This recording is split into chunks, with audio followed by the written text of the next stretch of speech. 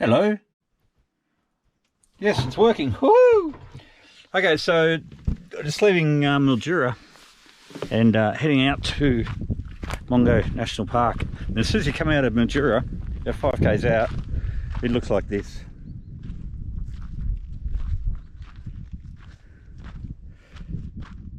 And not so far back, there's a bit of water crossing the road, so there's a lot of rain has been happening in back of New South Wales recently.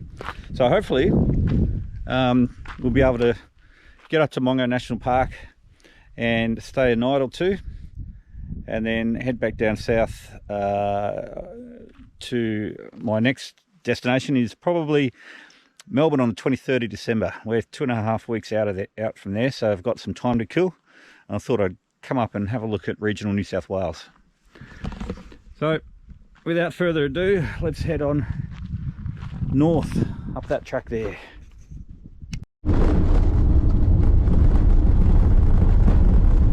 So the road conditions so far, I mean, it's rough and it's sandy in places, but it's dry, and that's what matters.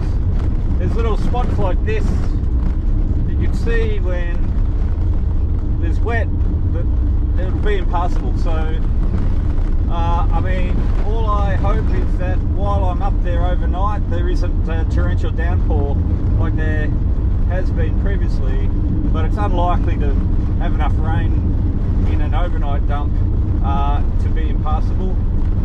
Potentially it'd have to take a couple more days worth. But anyway, we'll keep going and let you know. If you can remember when I was in Tassie and it was just a U-turn and a slight incline decline, but the wheels didn't grab, and it got me bogged to a point where I couldn't actually move. There's nothing I could do by myself to get the van out. I'm just thinking about scenarios where now I'm going through a bit harder road, but if this rains, it's going to be impassable. I have got max tracks down here, those tracks that sit in the back of the wheels to get you out, a metre. But this van's only 2-wheel drive, and it's not equipped for 4-wheel driving, traversing roads like this when they're wet, and I wouldn't even try. What I would do, actions on, I've got 5 days worth of food, I've got 6-7 days worth of water.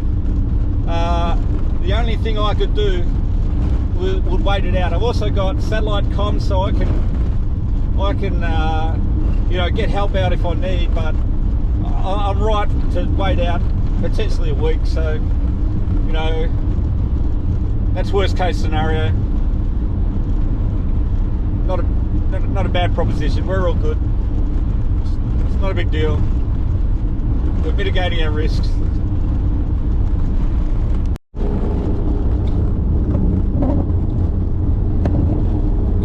It's about how as exciting as it gets. Can you imagine being on a bike in the wet along here? To be impassable. And exciting stuff, eh?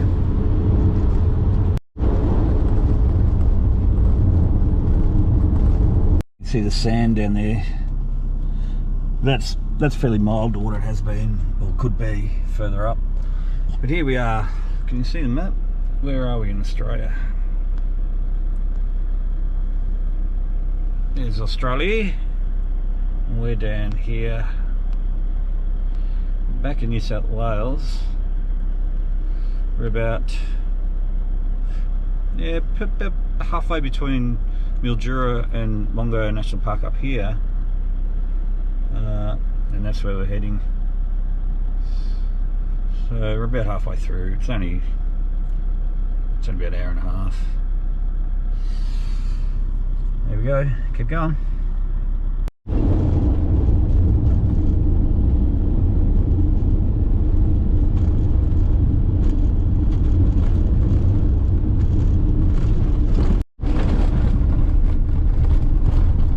It's not the first vehicle seen on this road.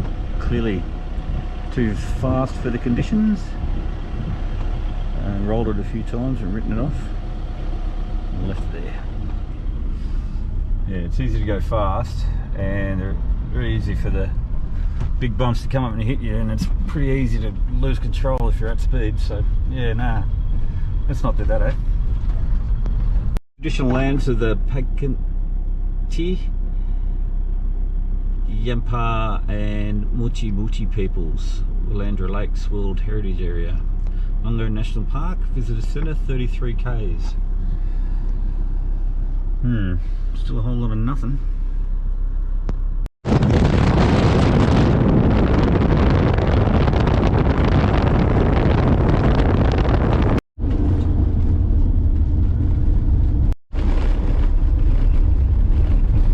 That Mungo National Park, Visitor Centre 1 kilometre, Mungo Shearers Quarters 1k, Walls of China picnic area 10.5 kilometres.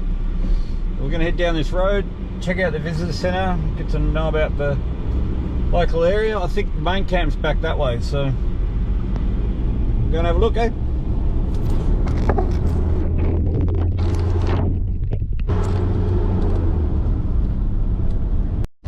There's a nice view of pretty much bugger all. Here's some sheds, must be the information centre. I'll go have a look. National Park Visitor Centre. Let's go have a look at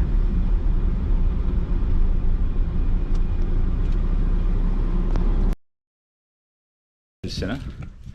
Just wanted to show you where we are near Mildura.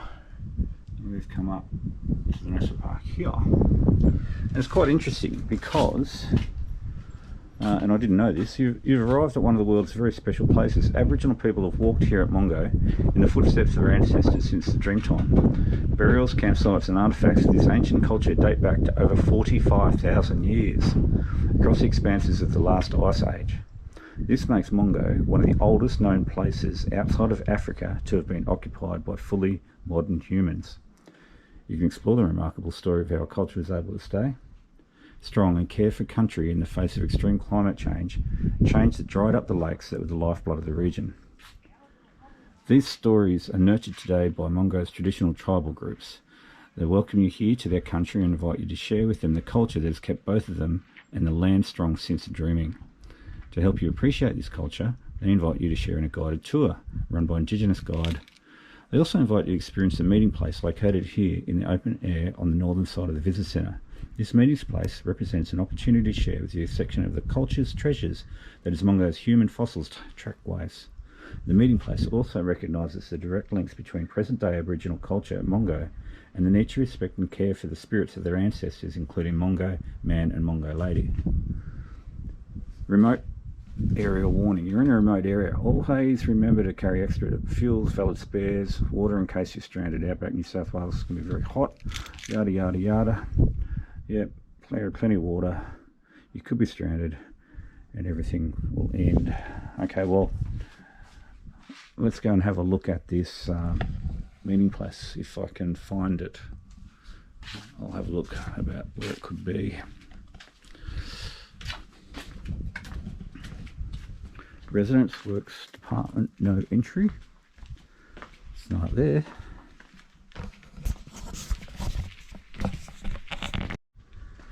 It's unbelievable. Check it out.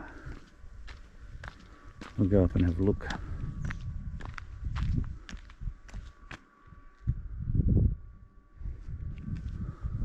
Walking the footsteps of their ancestors.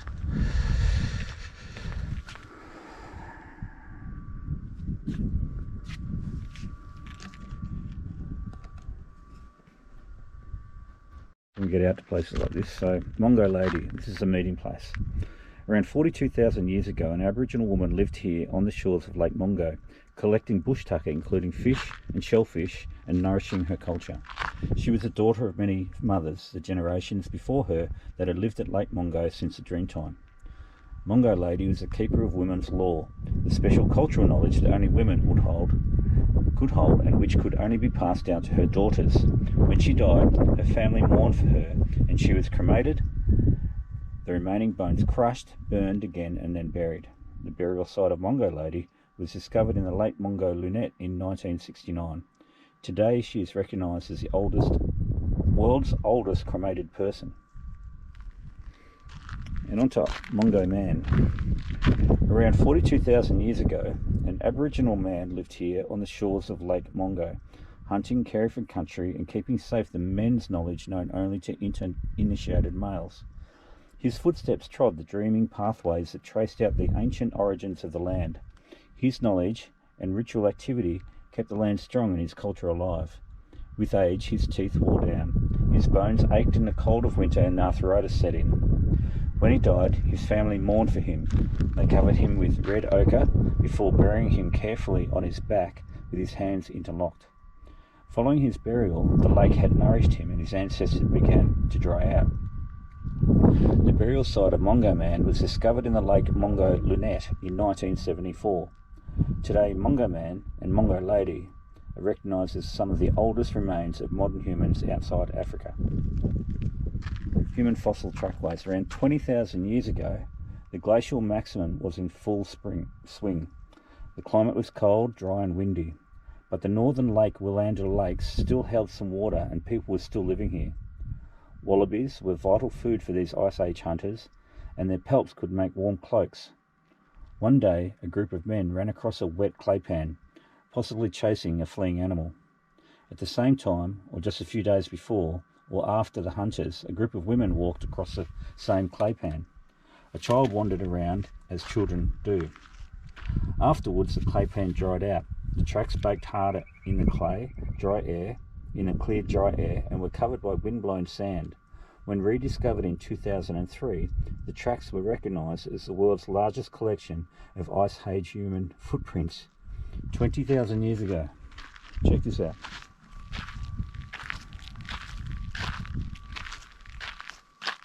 There's the kids.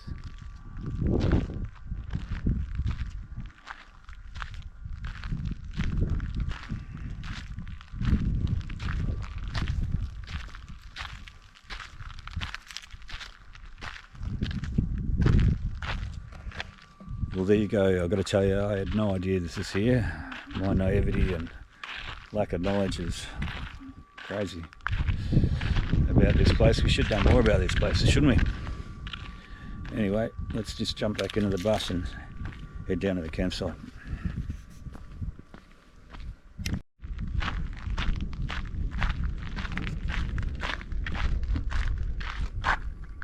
Section chuck a left to go to the visitor centre. So Mungo National Park via Balranald is 154 k's. Mildura is 108 k's. Houston, we have a problem. It's 122 k's. And Mungo Lookout is this way. So there's the camp over in the corner. That's where I'm going to stay. But let's go and have a check out what. Let's go check out what Mungo Lookout is. Eh? It's going to be huge. Great view. Can't wait.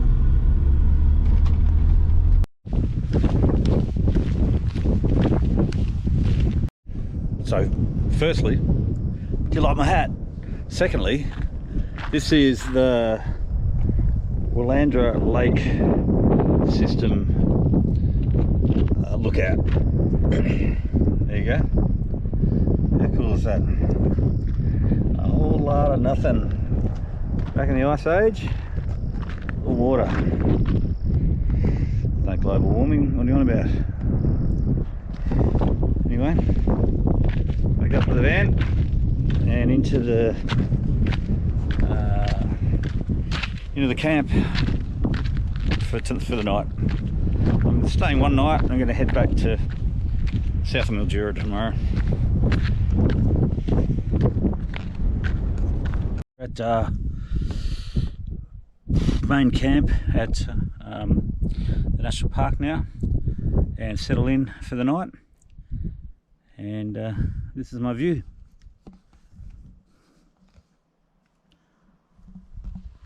And I think it's going to be a nice sunset.